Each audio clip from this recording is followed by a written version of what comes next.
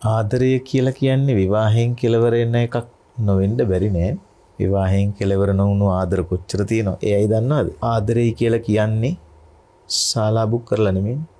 ඒ කියලා කියන්නේ රෙජිස්ට්‍රාර් කන්තෝරුවට ගිහින් ඇවිදින්න පහවදා මං ආදරය කියලා කියනවන්නේ. ඒ කොහොමට වුණත් ආදරය කියන්නේ මනෝභාවය. හිත ඇතුලේ ඇති වෙන එකක්. ඒක නැති කරන්න බෑ. ආදරේ ශෛලියක් වෙලා ශෛලිය මොළයට ආවට පස්සේ ඒක මොළයේ ඇතුලේ ආදරේ තියෙනවා. ආදරේ නැති වෙන්නේ. ආදරයේ ප්‍රතිඵලයේ විවාහය නොවෙන්න පුළුවන්. ආදර ගහේ මල් පූදින්න පුළුවන්. ගෙඩි නොහැදෙන්න පුළුවන්. ඒව හැටි. ඒ කෙසේ වෙතත් පස්සේ කාලෙකදී හම්බ වෙන්න පුළුවන් පරණ ආදරේ එක්කෙනා.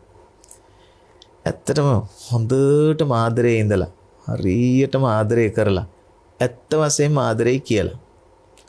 මං කියන්නේ රෝස්ට් කේට් හම්බ වෙලා වගේ දියමන්ති මාලයක් නොදුන්නට කොහි කිරිල්ල පොකුරක් දීලා මං ආදරේ නඟා කියලා කිව්ව කෙනාට පස්සේ කාලෙකදී අයියන්ඩිට මතකයිද දෙවට දිගේ එනකොට අයියන්ඩිට මං කිව්වා ආදරේ කියලා අවුරුදු ගාණක් ගියාට පස්සේ කෙනෙකුට හම්බෙන්න බැරිද?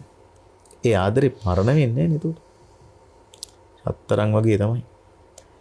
ඕන වෙලාවක මැදලා අලුත් කරන්න පුළුවන්. ඔව් ඔයා හරි සඳලතා. නොබැඳ වෙන් උන එක හොඳා. මහ දුකක් වින්දත් එදා.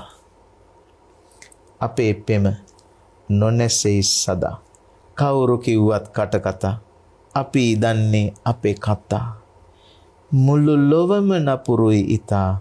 මේ අපේ ඉරණම තමයි. බඩුත්ගෙන මලු පුරවලා සතියකට යලි වෙන් වෙලා ඇඟිලි ගැන ඉමු බලා ඒ සොඳුරු පෙම සමරලා සතියකට වෙන් වෙලා යන් ආය හම්බෙන්නේ කවද්ද? ලබන ඉරිදත් හමු වෙලා පොලේ හැම තැන ඇවිදලා මොහොතකට සිත සනසලා කියමු අපි යුග දිවි කතා.